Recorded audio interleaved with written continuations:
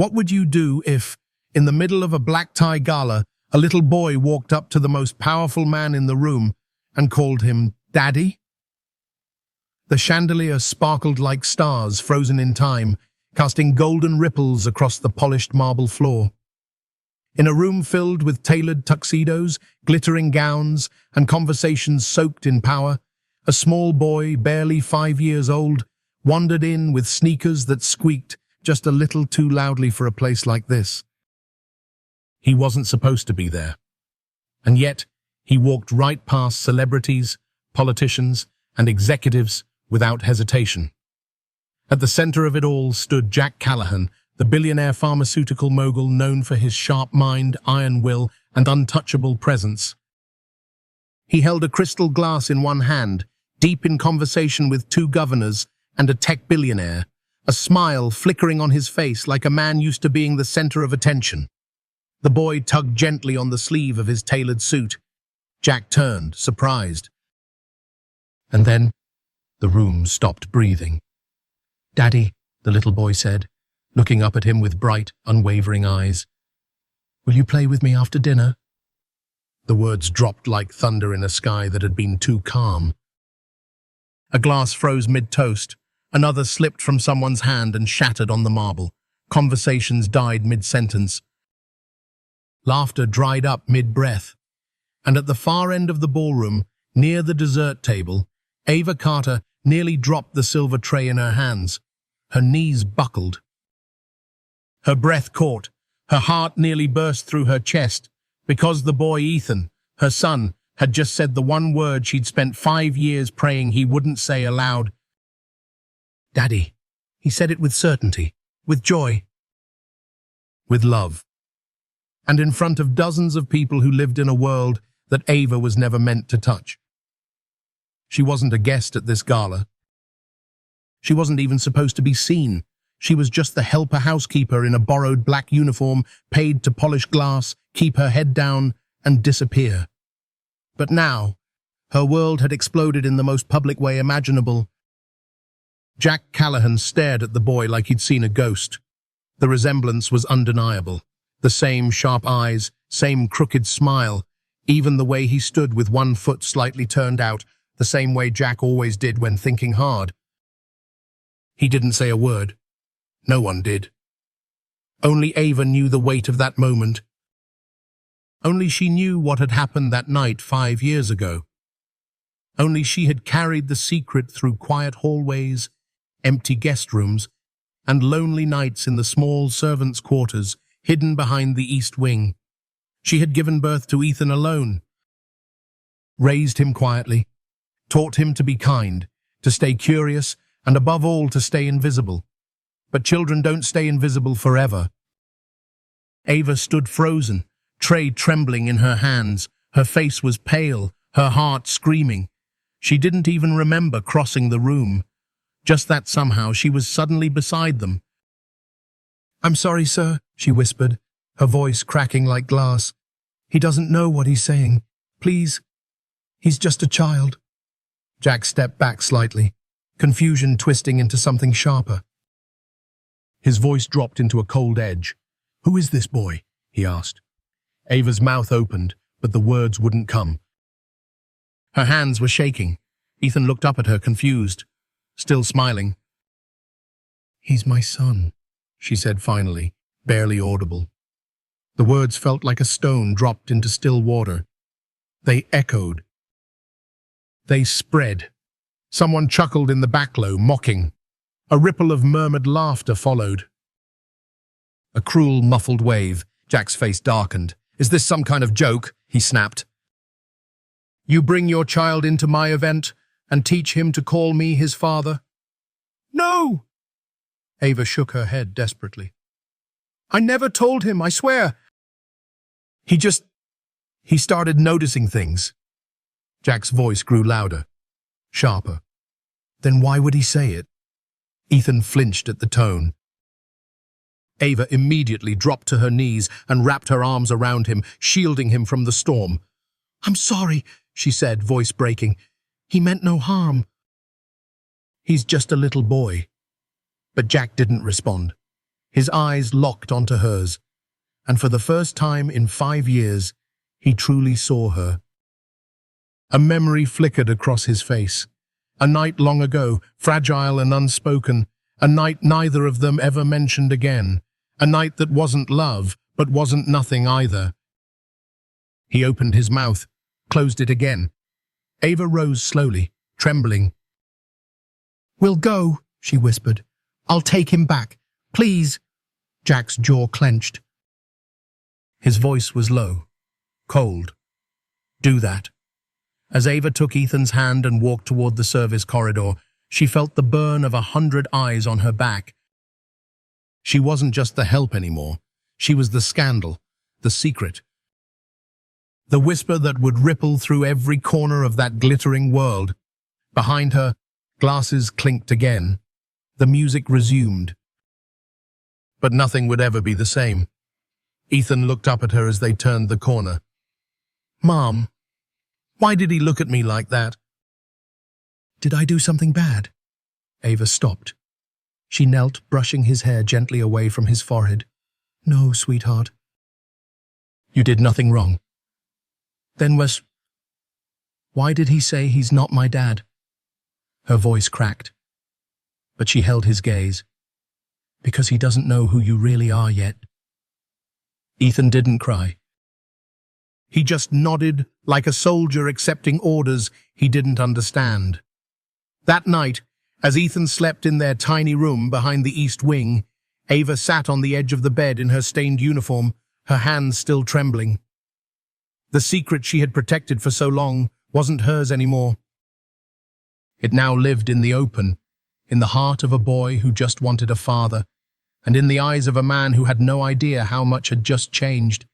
She didn't know what would come next. But she knew one thing for certain. Nothing would ever be the same again. Long after the last guest had left the ballroom, after the chandeliers dimmed and the jazz quartet packed their instruments into black velvet cases, Ava Carter stood alone in the staff corridor, her back pressed against the wall. Her hands still trembled. The silver tray she had carried was now lying on a counter, forgotten. She could still hear his voice, Ethan's voice, ringing in her ears like it had split the world in half. "Daddy, will you play with me after dinner?" That one word.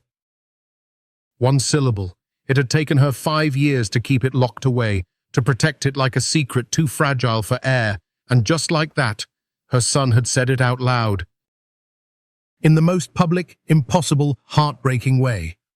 Upstairs, in a room she'd cleaned 100 times, Jack Callahan was probably still trying to make sense of it. She didn't know what he'd do. Would he fire her? Would he deny everything? Would he disappear? She had no answers, only memories and secrets. It all began on a rainy Thursday, 5 years earlier. Ava was newer then. Quiet. Careful. Still learning which hallway to avoid during board meetings and how to polish crystal without leaving fingerprints. Jack had been different back then too. Not softer, just less frozen. That night, he had just returned from a funeral, someone close, someone he didn't talk about. His tie was undone. His eyes were hollow. She had just found out that her sister, back home in Alabama, was seriously ill. The weight of it all made her hands shake as she wiped down the kitchen counters. They were both drifting through silence when their eyes met. What happened next wasn't planned. It wasn't romantic. It wasn't anything they ever spoke of again. It was simply two lonely people colliding in the dark, both grieving something they couldn't name. Both needing to feel something even for just one night. She never expected anything from him. She didn't tell anyone, not even when the pregnancy test turned pink weeks later, not even when she gave birth alone at a city hospital, not even when she named the boy a Thana name she'd always loved, soft and strong. She didn't put his father's name on the birth certificate. She didn't ask for help.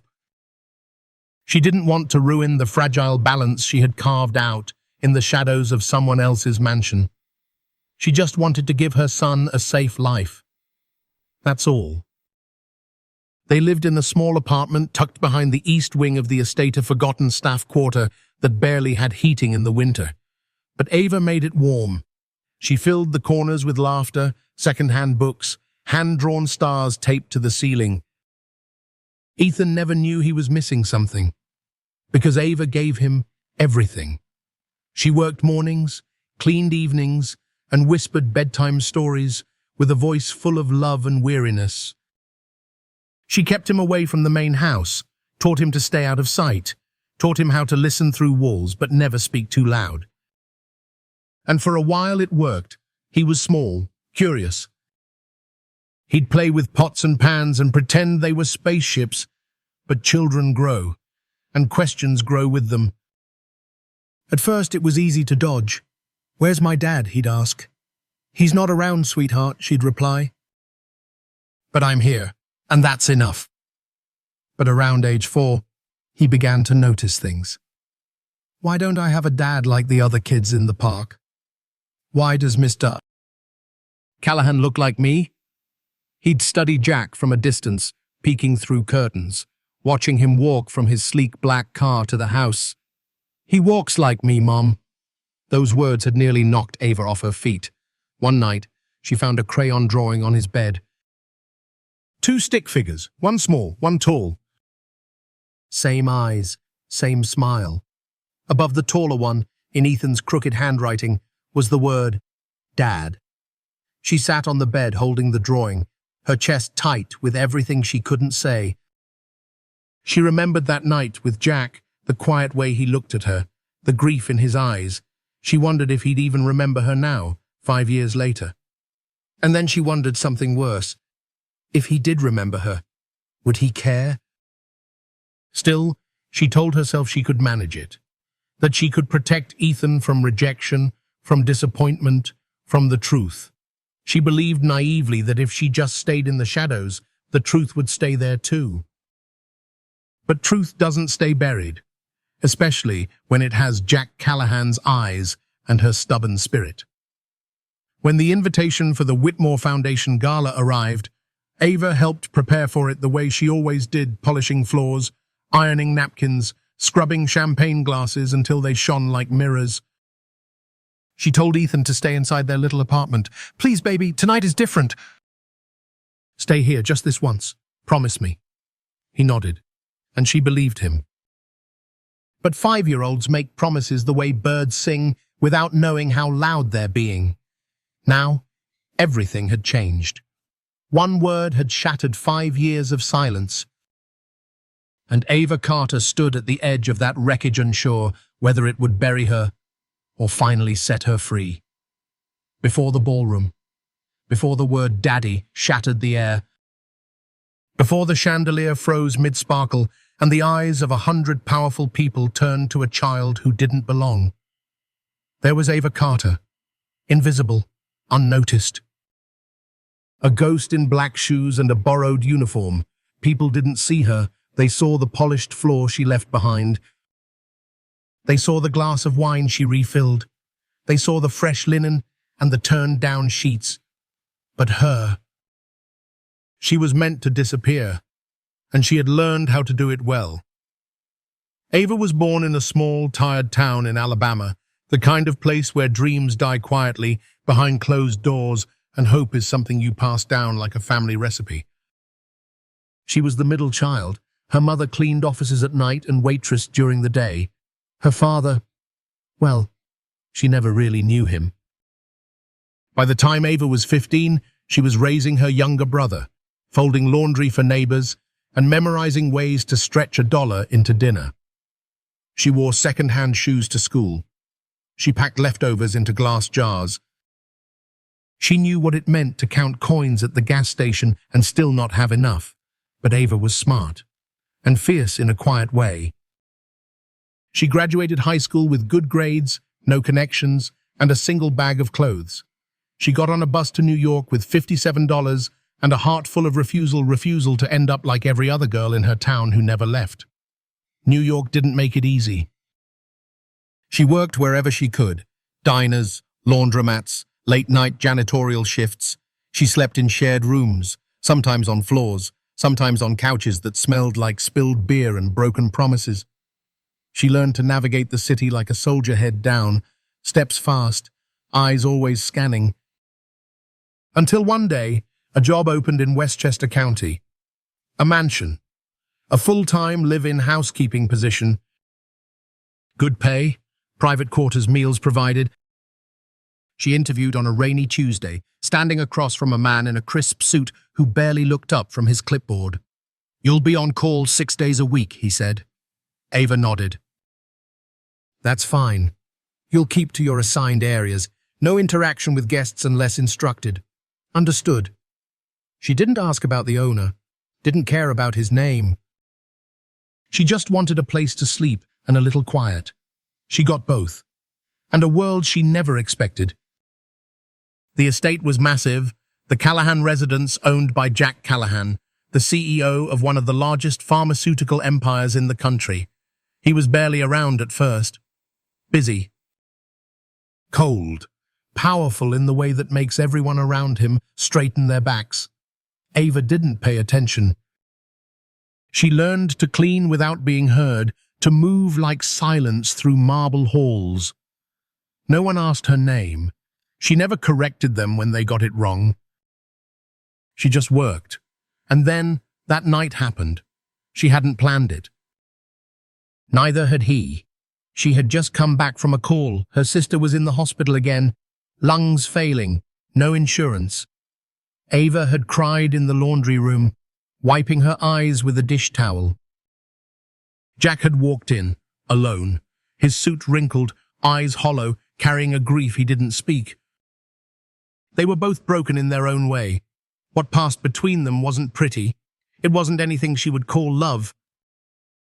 But it was real, for that one night. She never expected to see him again after that moment, and he didn't act like it happened at all. When she found out she was pregnant, she stood in the staff bathroom for 20 minutes, staring at the test. Then she folded it into a napkin and flushed it, like it was a secret she wasn't allowed to hold. She didn't tell anyone. She didn't ask for help. She didn't even consider the idea of telling Jack. What would she say?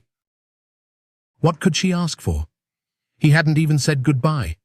She gave birth at a public hospital, alone, during a rainstorm that flooded the subways. She named the boy Ethan, a name that sounded strong but soft, like hope wrapped in gentleness. She told the estate manager she had a family emergency, and when she returned, she moved into a small back unit used for seasonal staff. She raised Ethan with her own money, her own hands, her own rules. No one ever questioned it. No one cared to. She kept her son hidden when guests arrived, taught him to stay quiet when footsteps came down the hallway, taught him to call her mom, but never mention anything about fathers. But Ethan wasn't born to be invisible. He was bright, playful. His smile lit up the dim little apartment, and as he grew, he began to notice the man in the hallway, the way their eyes matched, the way they both furrowed their brows when they were thinking. "Why does he look like me, Mom?" he asked one day. Ava froze and smiled and changed the subject. But some questions hang in the air, waiting. She lived each day preparing to be found out. Each night, fearing Ethan would walk into the wrong hallway. Each week, rehearsing a version of the truth she never had the courage to say. She wasn't just a woman with a secret. She was a woman walking a tightrope made of shame, love, and fear. She worked through illness, worked through exhaustion. She folded napkins while her hands trembled from fever. She polished mirrors while fighting tears she couldn't let fall. Not because she was proud, but because she had no choice. Ava Carter was the kind of woman the world forgot about, but who never forgot what it meant to fight. Not for herself, but for someone who needed her more. And then, one night at a gala, in a room full of power and pride, her little boy saw the man with the same eyes and called him Daddy. And the woman no one saw? Suddenly, everyone saw her. Time has a way of revealing what we try to hide. You can scrub away fingerprints, keep your voice low, Teach a child to whisper, but you can't hide what's written in the blood. By the time Ethan Carter turned 4, Ava could already see it. The same eyes, the same way he tilted his head when he was curious, the same slow, thoughtful pace when he walked. He was a mirror of someone who didn't know he had a reflection. And Ethan, smart, observant, too old for his age in all the quietest ways, had started noticing too. At first, it was little things. He'd stare at the hallway near the study whenever Jack Callahan walked by.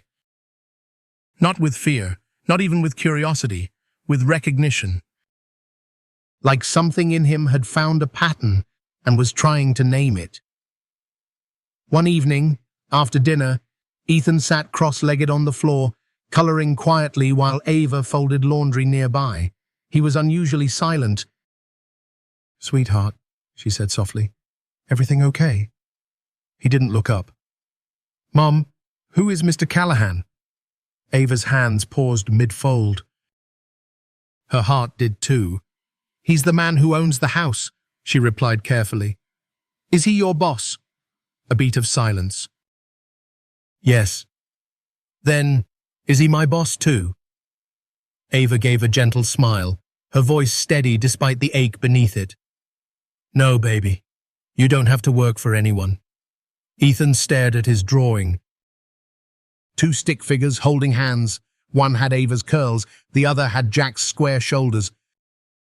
He didn't say anything else that night, but Ava knew. The questions had begun. Over the weeks that followed, the questions became more direct. Why don't I have a dad like the other kids? Do I have a dad somewhere? Did he not want me? Each time, Ava tried to answer with kindness, with grace. You do have a dad. He's just not around. Why not? Sometimes grown-ups make mistakes. But I'm here, and I love you so, so much. Ethan never cried. He just nodded quiet, thoughtful. But the worst kind of heartbreak isn't the loud kind. It's the silence of a child deciding not to ask again. One morning, Ava found Ethan sitting by the window, staring down at the circular driveway where Jack had just stepped out of his car. Ethan's small hand pressed against the glass. "He walks like me," he said. 3 words, spoken like a truth too big for a child to carry alone. Ava felt her knees weaken. She wanted to scoop him up, to pull him away from the window, to distract him with cereal or cartoons, or anything that didn't sound so much like a cry for identity. But she didn't. She stood behind him, and let the silence swallow them both. That night, she cried into a dish towel in the laundry room. There was no one to call. Her mother had passed. Her sister was gone. Her brother barely answered texts anymore. She was alone in the world, except for this boy. This brave, brilliant, tender-hearted boy who was beginning to realize that the man in the big house was more than just a stranger. A week later, Ava came home from her shift and found a piece of paper folded neatly on Ethan's pillow. A drawing. 2 stick figures again, one tall, one small. The same eyes, the same smile. Above the taller figure, written in bright red crayon, was one word: Dad. Ava sank onto the bed, holding the paper to her chest like it might shatter. She thought of that night with Jack, how brief it was, how easily forgotten it had been on his end. She thought of how she had never told him, never given him the chance to know. And yet, here was Ethan, trying to find his place in a story he had never been allowed to read. That night, after Ethan fell asleep, Ava opened the drawer beside her bed and pulled out a small wooden box. Inside was the only physical proof she had: a photograph, faded and bent, taken during a summer staff barbecue 5 years ago. In it, Jack Callahan stood beside her, one arm casually slung over her shoulder. They were both smiling. He probably hadn't thought about that photo since the moment it was taken. But Ava had kept it like a relic, because in that split second, She hadn't been the help. She had been someone worth smiling at. She held the photo in her hands, trembling. Maybe it was time. Maybe it wasn't about protecting Ethan anymore. Maybe it was about honoring the truth, even if it broke her in the process. Because Ethan was getting older. Because he wasn't asking to meet his father, he was asking to be seen. And that was something Ava could no longer deny him. The next morning, she placed the drawing into a small envelope, folded the photograph behind it, and wrote 3 shaky words on the front, for Mr. Callahan. Then she walked it down the hall to the office of Logan Pierce, Jack's longtime assistant. The man who had always nodded politely but never asked questions. She placed the envelope on his desk, turned, and walked away. Her heart thundered. Her knees were weak. But for the first time in years, she wasn't carrying the truth alone. The chandeliers sparkled brighter than usual that night.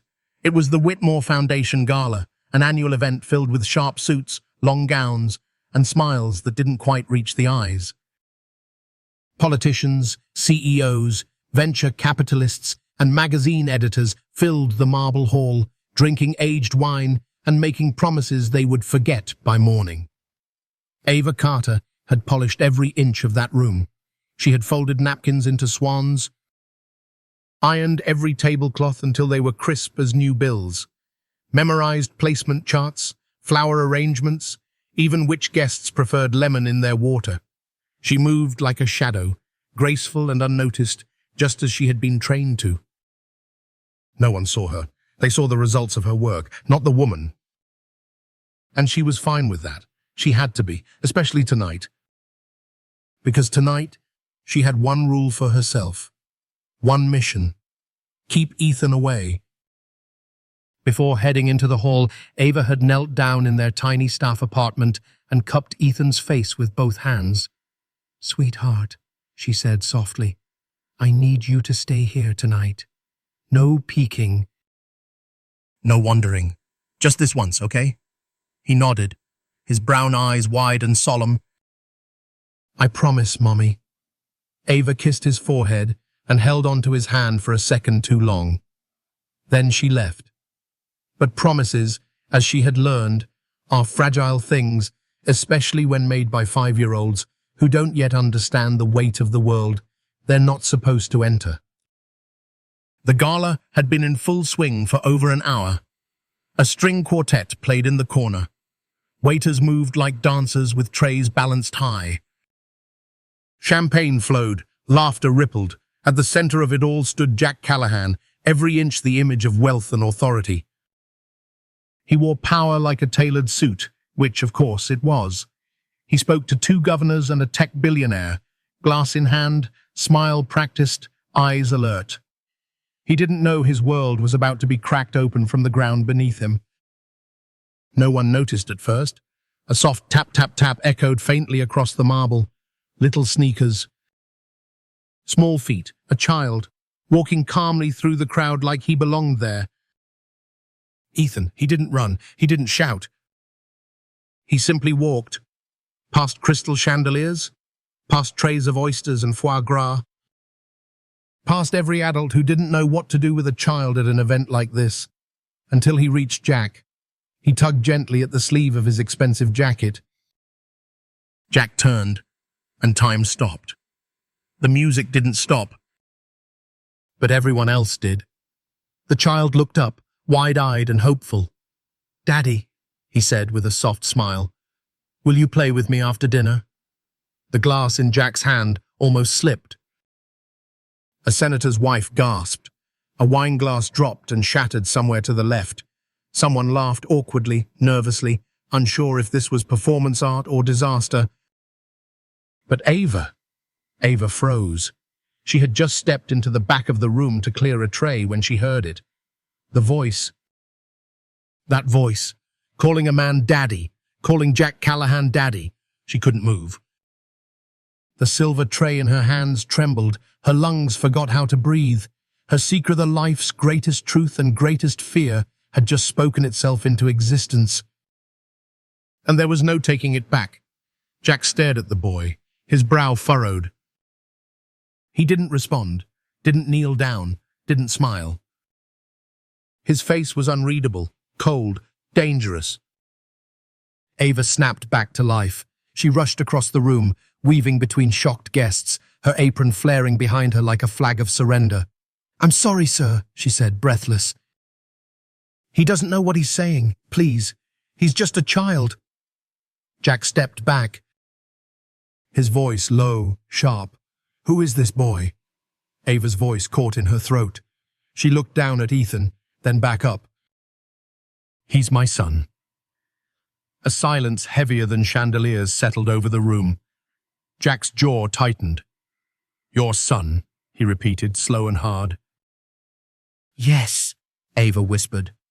"Is this a joke?" he snapped. "You bring your child into my home, into this event, and you teach him to call me his father?" "No. I swear, I never told him anything. He just—" Ava's voice cracked. "He just started noticing things." Jack's voice rose. Ethan flinched. "Then why would he say it?" Ava dropped to her knees and hugged her son close, shielding him with her arms like a lioness cornered in a ballroom. "I'm sorry. He meant no harm." Jack didn't speak. He just stared at her, and for the first time in 5 years, he truly saw her. Not the uniform, not the tray, not the title, the woman. The night, the memory. A flicker of something crossed his face. Recognition. Denial. Panic. A storm that had waited 5 years to hit him. Ava stood, voice barely above a whisper. "We'll leave." "I'll take him back. Please, just—" Jack's voice was cold, final. "Do that." She took Ethan's hand and walked out through the back corridor, 100 eyes burning into her skin like flames. People whispered. A few smirked. Many just watched. Not one came to her defense. As they reached the servant hallway, Ethan looked up. "Mom," he said softly, "why did he look at me like that?" "Did I do something bad?" Ava knelt beside him, brushing hair from his forehead. "No, baby, you did nothing wrong." "Then why did he say he's not my dad?" She took a deep breath. Her voice shook. "Because he doesn't know who you really are yet." Ethan's eyes filled with tears, but he didn't cry. He just nodded, like a soldier. That night, Ava sat on the edge of their bed, Ethan asleep beside her. Tray uniform still stained with gala dust, her hands still trembling. The secret she had protected for 5 years had just exploded in front of the one man she'd kept it from the most. She didn't know what would happen next, but she knew this. Nothing would ever be the same. The next morning, the sun rose over the Callahan estate like nothing had happened. But everything had changed. The chandeliers still sparkled. The marbles still gleamed. The staff moved through their routines like clockwork. But beneath the silence, there was tension in the air like something sacred had cracked, and no one knew whether to speak or pretend it never happened.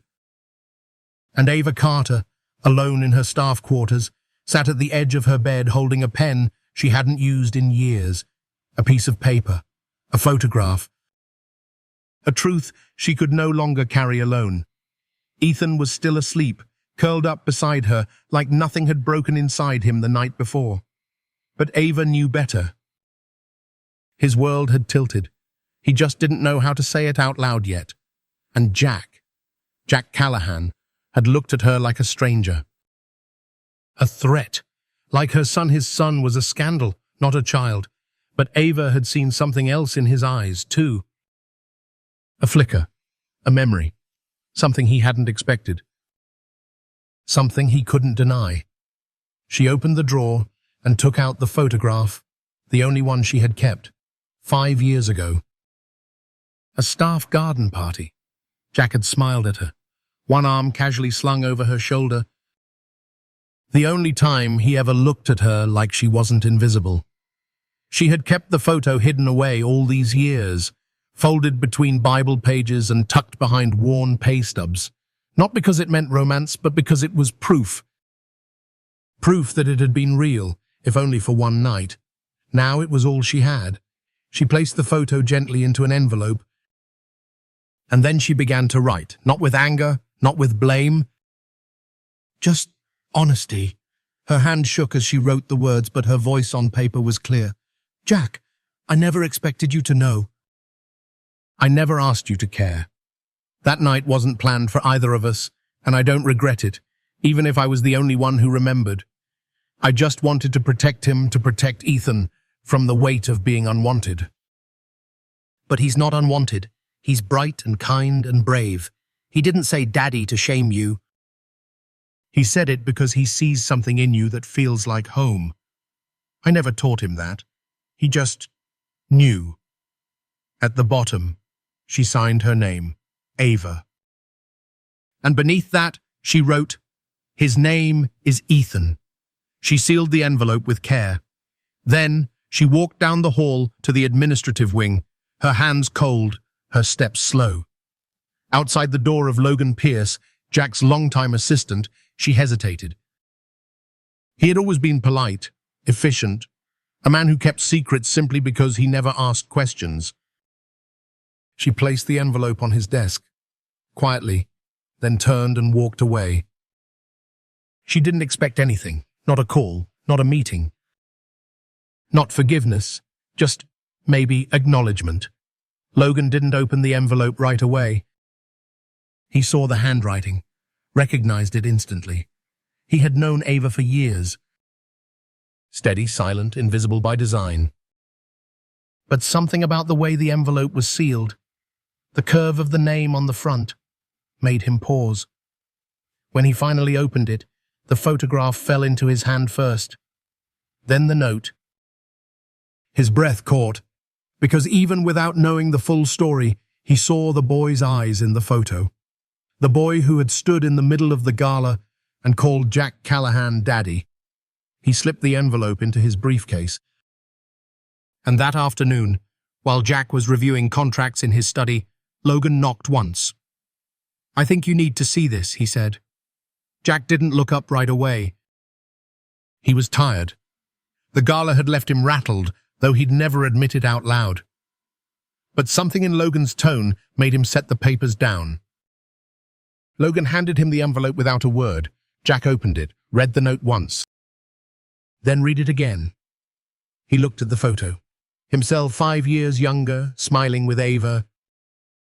His hand resting on her shoulder like they'd always known each other. Behind that smile, now that he looked closely, he saw the same eyes he saw in Ethan. His eyes. He didn't speak for a long time. Did you know? Jack finally asked.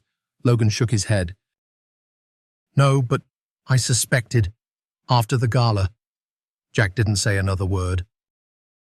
He just sat back in his chair, the envelope in his lap, and everything Ava had carried alone for 5 years now rested in his hands. The envelope sat on Jack Callahan's desk long after the sun had gone down. The study was quiet now. No calls, no meetings, no staff tapping at the door. Only the low hum of a desk lamp and the sound of Jack's breath as he sat, still, holding a photograph that had split his world in two. He looked at her face again, Ava Carter, 5 years younger, smiling beside him like she belonged. And maybe, for one moment, she had... And the boy Ethan. Jack didn't need a paternity test. He saw it in the eyes. In the way the boy stood. In the word he had spoken so freely. Daddy. Jack had spent his life building things, companies, fortune, legacy. But now, he was staring at something he didn't know how to build, a relationship with a child he had never met. He didn't respond with a phone call, didn't summon Ava to his office, didn't send an assistant with a carefully worded letter. He didn't have the words, not yet, but he had something else. 3 days later, Ava returned from her morning shift to find a small brown box sitting outside her apartment door. There was no note on the outside, no markings. Just her name. Handwritten in block letters she recognized instantly. Her fingers shook as she picked it up. She closed the door behind her, the quiet of the apartment pressing in around her as she peeled the lid open. Inside was a neatly arranged set of drawing supplies, colored pencils, watercolor markers, sketch pads, even a little carrying case. Tucked gently on top was a small, folded card. Ava opened it. It wasn't signed, but it didn't need to be. Keep creating. That was all it said. 2 words, simple, soft. But Ava pressed the card to her chest like it was oxygen, because she knew that handwriting, and she knew what it meant. When Ethan came home later that afternoon, he saw the box on the kitchen table and gasped. "Are these for me?" he whispered. Ava nodded. The boy lit up like morning. He carefully opened the case, touching each pencil as if it were gold. Then he grabbed a sheet of paper, sat on the floor, and began to draw quiet and focused, like the world outside no longer existed. A tree, a sun, a little boy holding a green balloon. Ava sat nearby, watching. She didn't say anything, because some moments don't need words. They just need space to breathe. That night, Ava lay in bed staring at the ceiling. The box still sat beside her nightstand, open like a question. What did it mean? Was it the beginning of something? Or just a gesture and apology, a way to smooth the edges before walking away? She didn't know, and that uncertainty frightened her, because for 5 years she had known how to manage silence. But hope was terrifying. She thought about quitting, packing their things, leaving before Jack changed his mind, before he remembered he was Jack Callahan, billionaire, public figure, private man, before he realized how messy this could get. But then she looked over at her sleeping son, and she remembered the look on his face when he saw that box. Joy, not because it came from someone important, but because it came from someone who saw him. Meanwhile, across the mansion, Jack stood in his study again. The photo still on the desk. He didn't know what came next. He wasn't used to doubt, but something in that boy's voice, in Ava's letter, in that word daddy, spoken so easily, it had cracked something in him. He wasn't thinking about shareholders, or reputation, or legacy. He was thinking about a 5-year-old boy with his eyes, and a woman who had never asked for anything but had given everything. And for the first time in his life, Jack wasn't trying to win. He was trying to show up, even if he didn't know how. Sometimes beginnings don't arrive with fireworks. Sometimes they come in a brown box with colored pencils. Sometimes they say only 2 words. But sometimes that's enough. The next morning, the mansion grounds were still, bathed in golden morning light. Gardeners trimmed hedges. Birds flitted between branches. Somewhere deep inside, boardroom phones rang and executive assistants typed with purpose. But in a quiet corner of the back garden, Ethan Carter sat cross-legged in the grass with a brand new sketch pad in his lap. He was drawing a tree. The lines were wobbly, the sun had a smiley face, and there was something that might have been a dog or maybe a dinosaur, but it didn't matter. Because for the first time in a long time, Ethan felt free. No one had told him to stay out of sight. No one had closed a door between him and the sunshine. He was just a little boy, drawing in the garden. Jack Callahan watched from the study window. He hadn't intended to. He was supposed to be reviewing a merger proposal, but the numbers blurred, and the only thing in focus was the small boy sitting quietly outside. His son. It still felt surreal. He wasn't ready, didn't know how to do this. Didn't know what to say, or how to say it without breaking something. But maybe words weren't what Ethan needed. Maybe showing up was enough for now. Jack stepped away from the desk, rolled up his sleeves, and walked outside. He didn't tell anyone, didn't bring an assistant or make an announcement. Just walked. Down marble steps, past rose bushes, across the perfectly manicured lawn, until he stood a few feet behind the boy who didn't know he was being watched. Ethan sensed him before he saw him. He turned his head slowly, eyes wide. Jack crouched down, not towering, not commanding, just level. "Hey," Jack said gently. Ethan blinked. Jack nodded toward the sketchpad. "Mind if I join you?" Ethan hesitated. Then offered him a green marker. They sat in silence at first. Jack drew a tree, crooked and awkward. Then a sun. Then a small house that looked more like a sandwich. Ethan giggled. "Just once." Jack smiled. "You're better at this than I am," he said. Ethan shrugged. "I've had more practice." They didn't talk about the gala, didn't talk about the word daddy, or why Jack hadn't said anything sooner. They just sat in the grass, side by side, drawing, like it was the most natural thing in the world. From a distance, Ava stood at the garden's edge, one hand over her chest. She hadn't planned to spy. She had been carrying a laundry basket to the back line when she saw them through the hedge sun and the man who had once looked through her like she was wallpaper. Now sitting together like father and son, no cameras, no press release. No performative gestures, just a man, picking up a marker and finally showing up. Ava didn't move. Didn't interrupt. She just watched, tears silently slipping down her cheeks, not from sadness, but from relief. Because this wasn't a fantasy. This wasn't a miracle. It was something harder to define and even harder to earn. A beginning. Over the next few days, nothing in the mansion looked different. But everything had changed. Ethan didn't go back to hiding in shadows. He was invited to have breakfast in the main dining room, sitting quietly at the far end of the long table, legs swinging beneath a velvet chair too tall for him. A private tutor started arriving in the afternoons, not for some heir, but for a little boy who used to draw behind the curtain. No one said anything directly. The staff whispered quietly. Richard Cole, the rigid operations manager, looked unsettled, but didn't dare question Jack's quiet shift.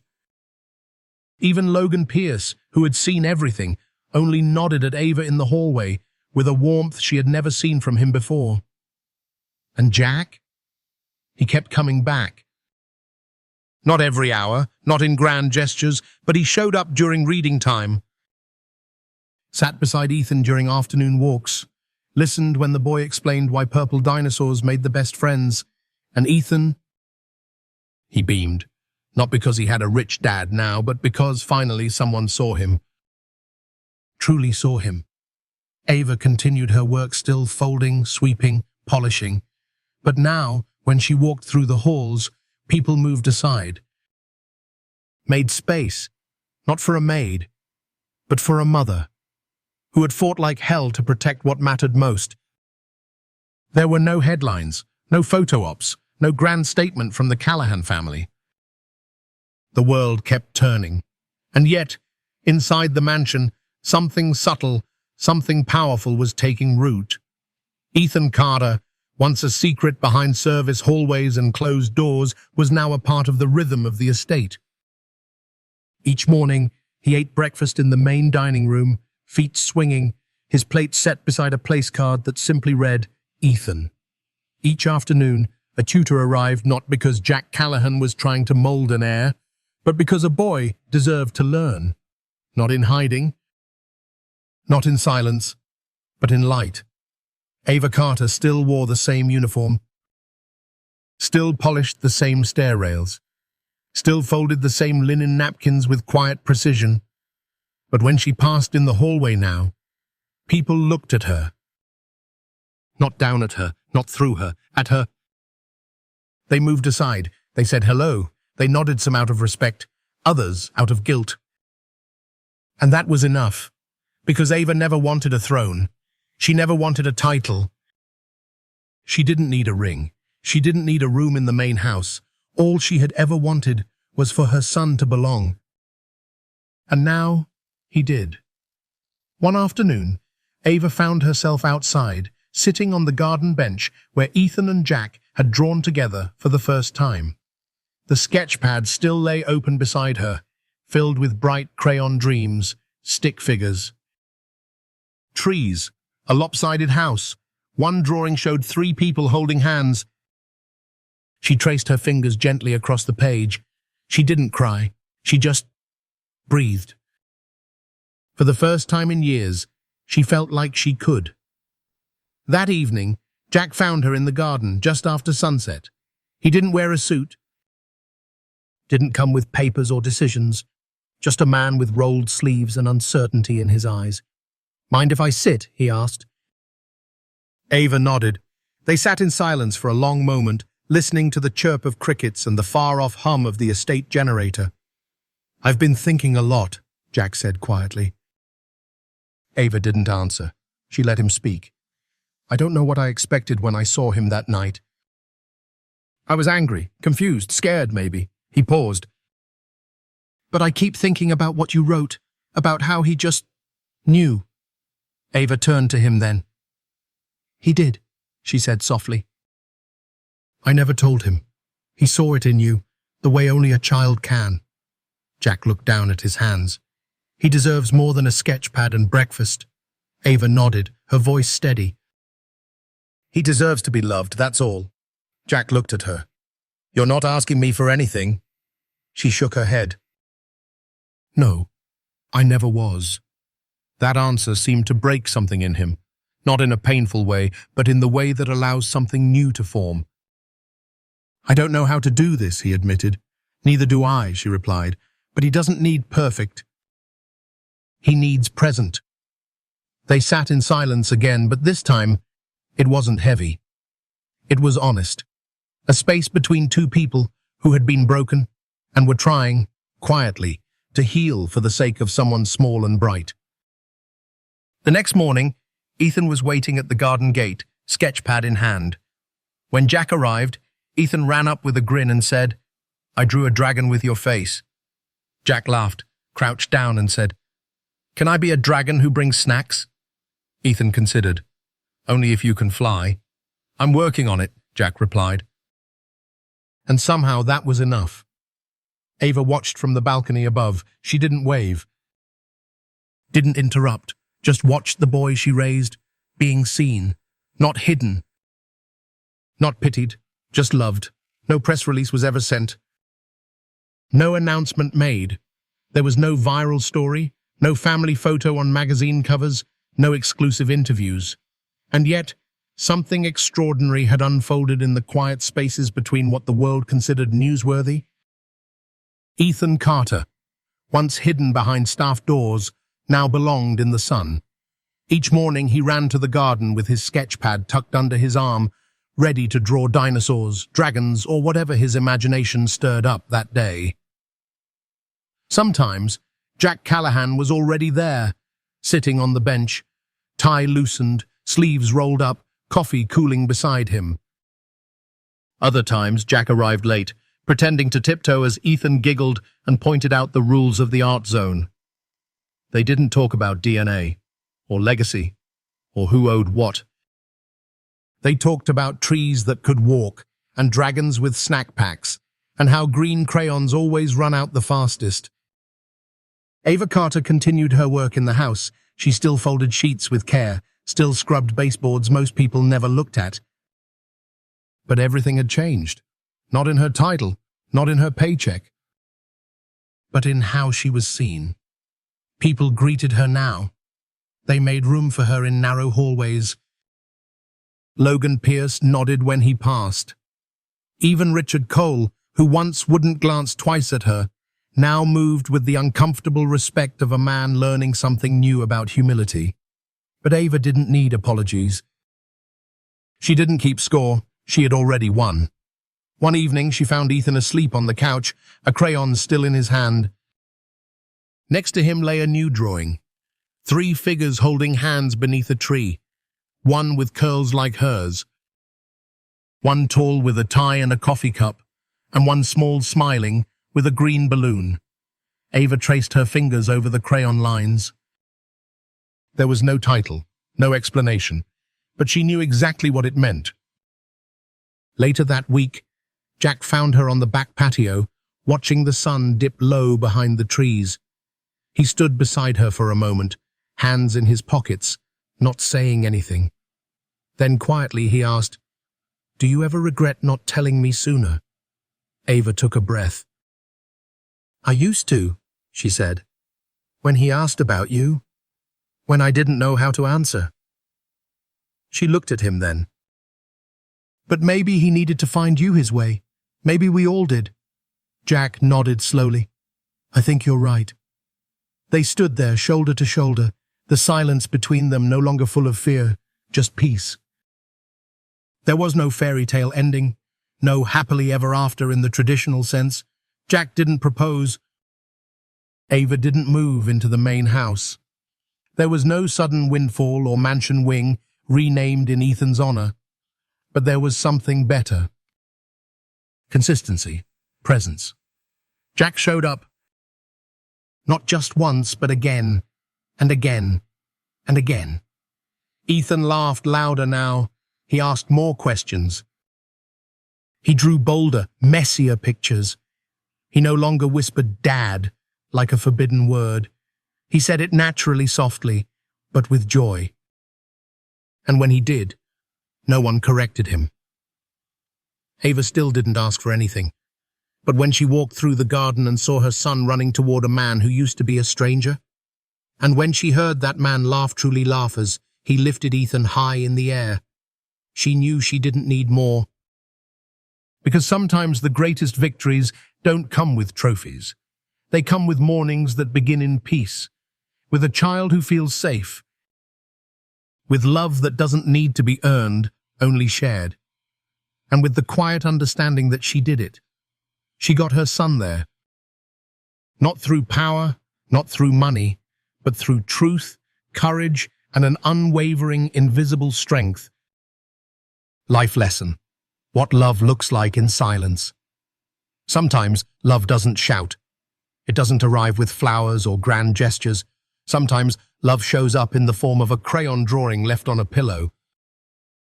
In a father who finally kneels down to draw beside a son he never knew he had. In a mother who gives everything and asks for nothing. Ava Carter's story reminds us that the most powerful kind of love is often invisible to the world, but deeply present in action. It's the love that holds a child through hard questions, that speaks truth, even when it's risky. That shows up not to be seen, but to make someone feel safe. As we get older, we come to understand that real victory doesn't always look like success in the world's eyes. Sometimes it's simply raising a child with dignity, protecting a truth with grace, and healing quietly, without applause. This story isn't just about one woman's courage, it's about what happens when love chooses presence over perfection, and maybe, just maybe, that's the kind of love we all hope to leave behind.